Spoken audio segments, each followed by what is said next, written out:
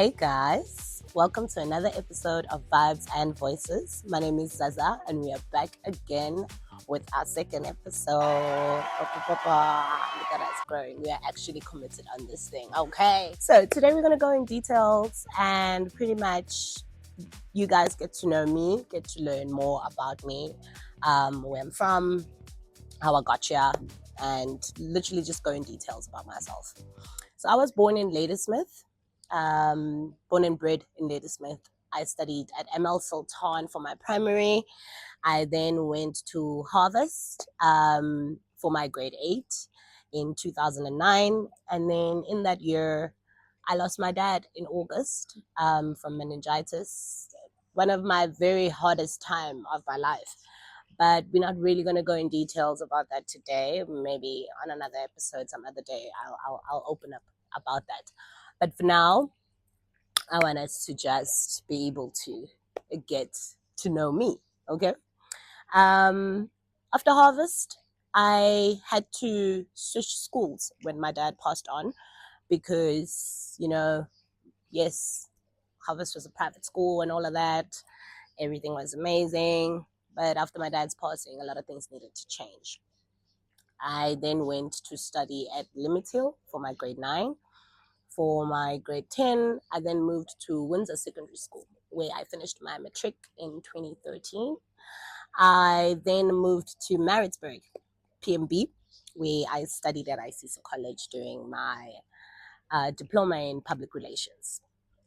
Was that my first choice? Nope, it wasn't. It never was. It never was. In Ladysmith, I did a lot of things. I was one of those kids that constantly tried to figure yourself out before having to reach matric. But a lot of things happened, especially with my dad's passing, which kind of just shifted my entire mentality of the kind of child that pretty much I was. I did a few modeling here and there, but always felt like I could be bigger than this, than what I was doing then. And I really wanted to be a lawyer.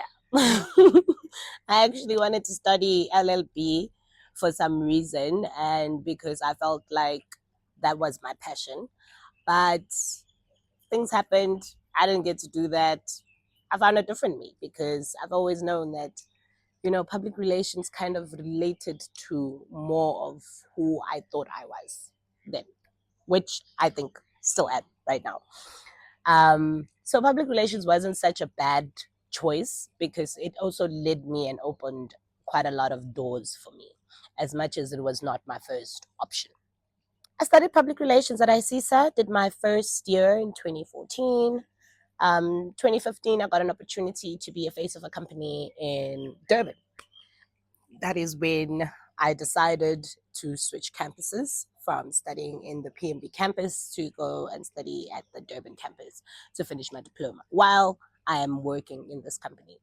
That's when I realized that this was more me, being picked up, doing hair and makeup, going with bodyguards, attending conferences, attending dinners, traveling. At the age of 19, it was quite intense. It is quite intense, and it was a great experience to kind of have to see the world that early.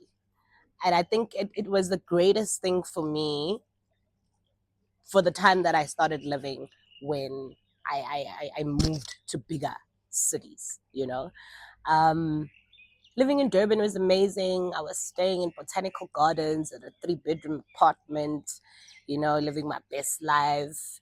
I'm talking lights, camera, action. Now and again, I'm constantly the star of the show. And I enjoyed that. I really loved it. I met a lot of amazing souls literally throughout my life. It's just that I prefer not to kind of mention people's names just for my sake. But I've met a lot of amazing souls in that journey of mine. Then a time came in my life, the business had to shut down. School was done, and I then had to decide, what am I going to do next? What is my next plan? Well.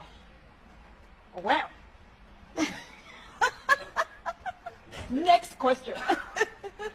Are we going back home? Are we going to stay here in Durban and make it work?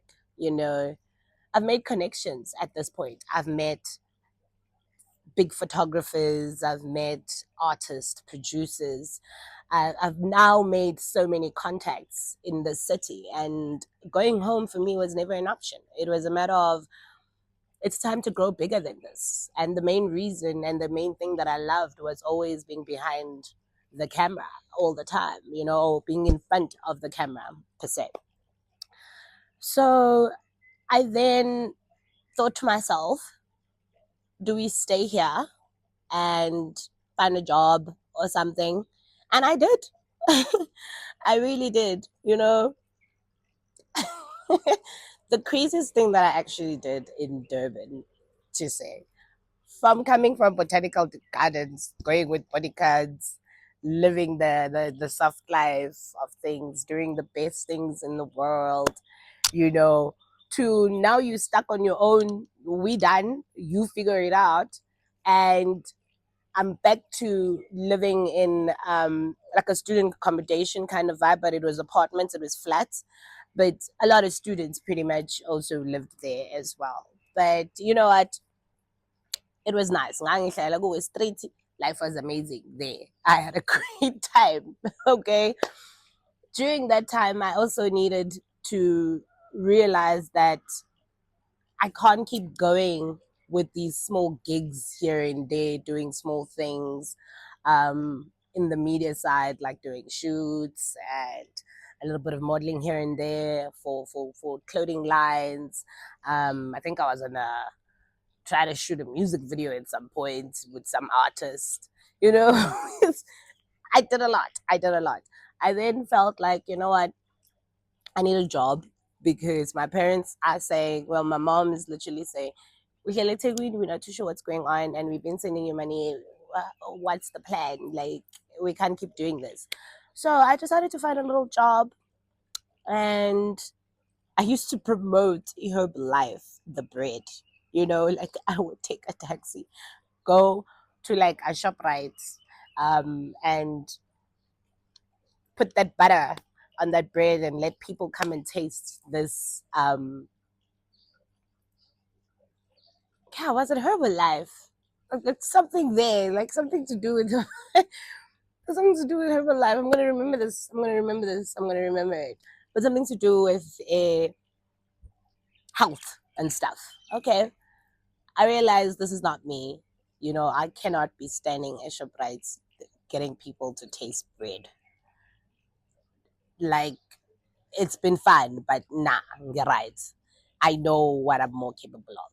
And so I decided to go on the internet, started applying for auditions for series, movies, anything in acting, anything in production, anything in media, anything on TV. That is all I wanted to do. I just wanted to be on TV. And whether I am presenting, whether I am acting, put me on TV because that's what I want to do right now. By God's grace, I got a call back.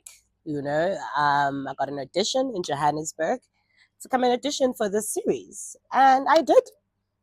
I told my friends that this is my cue.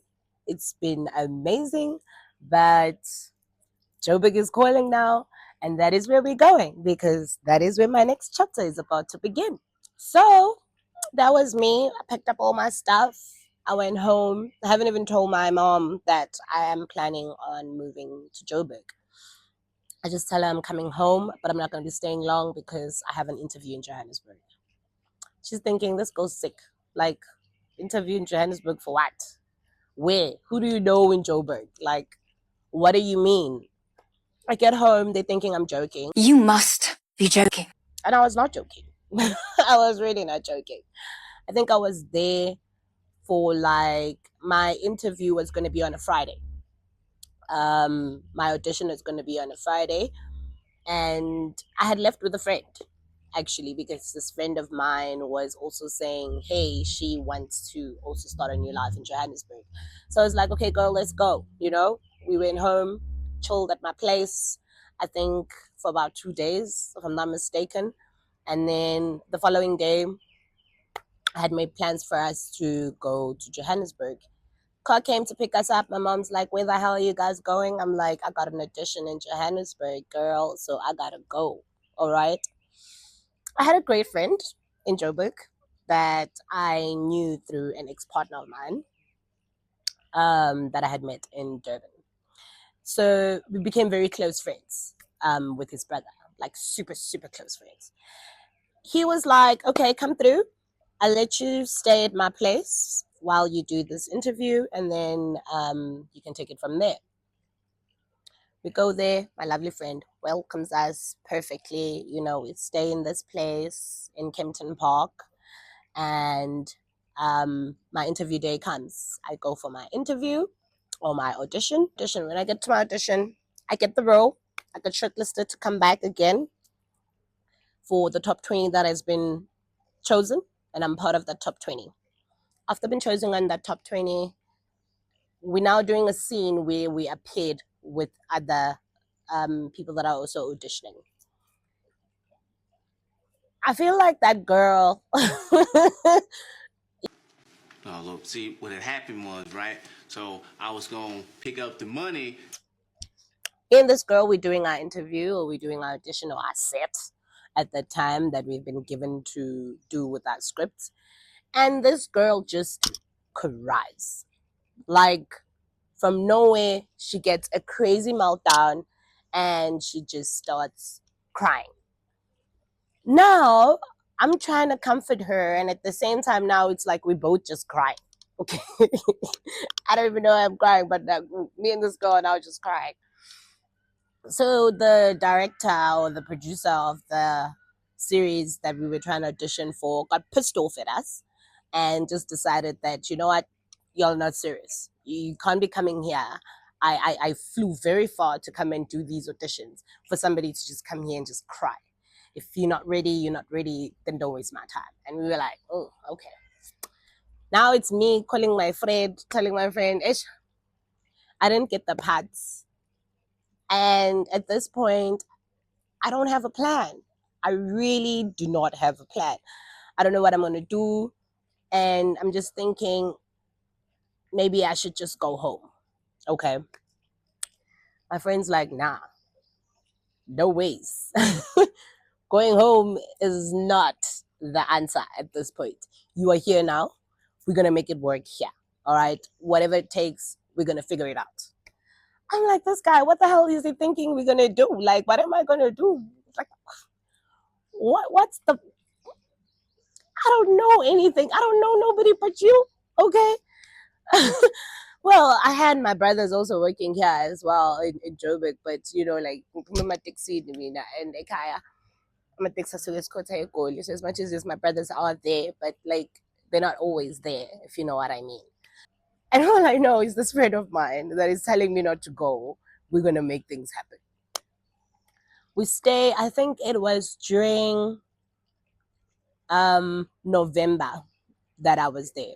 The whole of November, we had no plan, no idea whatsoever. We literally just living our best life, exploring Joburg, going to places, partying, drinking, you know.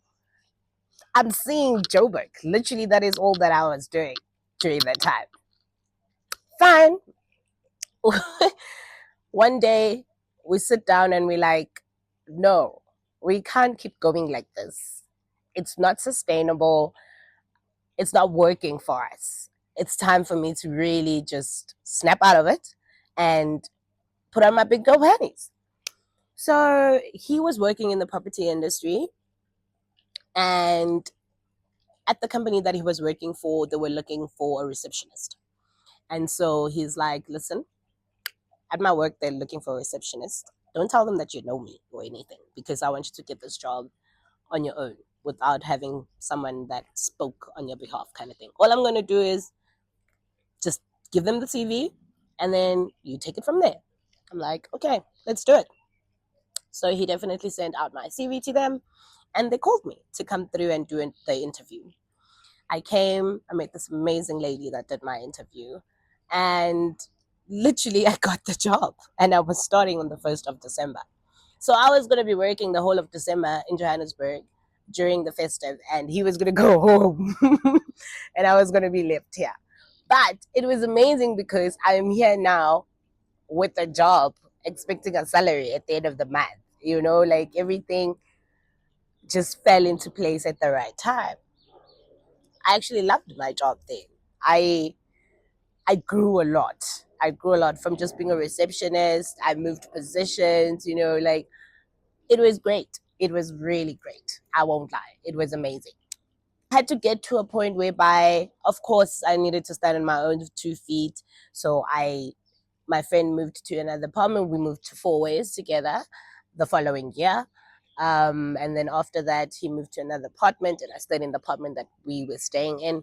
From there, I had a friend of mine also come through to live with me, and my work life was amazing during that time.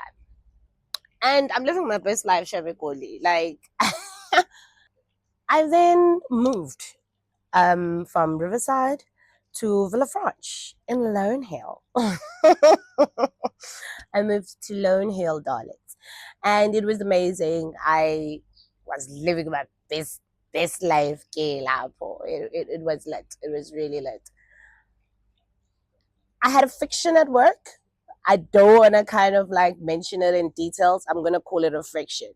I had a friction at work to a point whereby I had to leave the job, and things went downhill for me. Didn't have a job for about 2-3 months per se. Moved. Of course, now I cannot afford Lone Hill. You don't have a job, you know. But the mentality of I'm not going back home has always hit me hard. That we've come this far, we are not going back. That is not an option. We keep pushing. Now I cannot afford my rental in Villafranche in Lone Hill. I am not about to go stay somewhere else because I'm used to Four Ways life, you know. We moved to an Airbnb. We stayed in an Airbnb around Four Ways. We moved Airbnbs, you know, for a couple of, we stayed there for a week. We stayed in another one for a week, you know, just trying to hold on to Johannesburg, pretty much. While we are staying in this other Airbnb, I think we stayed there much longer than the others because I think we spent about 2 months there, or a month, about a month. I got another job in the property industry as well, but I was working half day. So it was like I was working from 12 till 3, basically. And I was getting paid for it. It was enough for me to live, you know, to have a roof over my head, pretty much be able to pay for this Airbnb. As I'm there working, just pushing money to be able to pay for the roof and to be able to eat.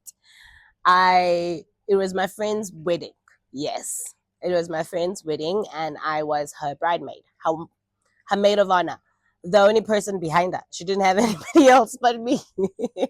Okay, I was a maid of honor. I was a bridemaid, and we used to work together as well. Where this friendship started with me and my friend, we used to work together, and that's how it blossomed so much that she felt like I should have been the one that would stand behind her. Bear in mind, my boss, ex-boss that we had a friction with, is going to be at this wedding. So I'm going to have to face this lady. Okay. We meet and we talk. Weirdly enough, the conversation actually was fruitful to a point where she invited me to meet up for coffee post the wedding, and agreed. We met at Vita in Four Ways. We spoke, and she offered me my job back. Literally tripled my salary of where I was working during that time. Of course, I could never say no to that. I went running, going back there, because that is me getting a second chance in life again. Okay. So I go back to my job and I move to the paddocks in Dainfin. Now we in a studio apartment with my friend again. We're living in the studio apartment together, and we're just starting life afresh again, you know. During my time there is where I met my husband. Yes.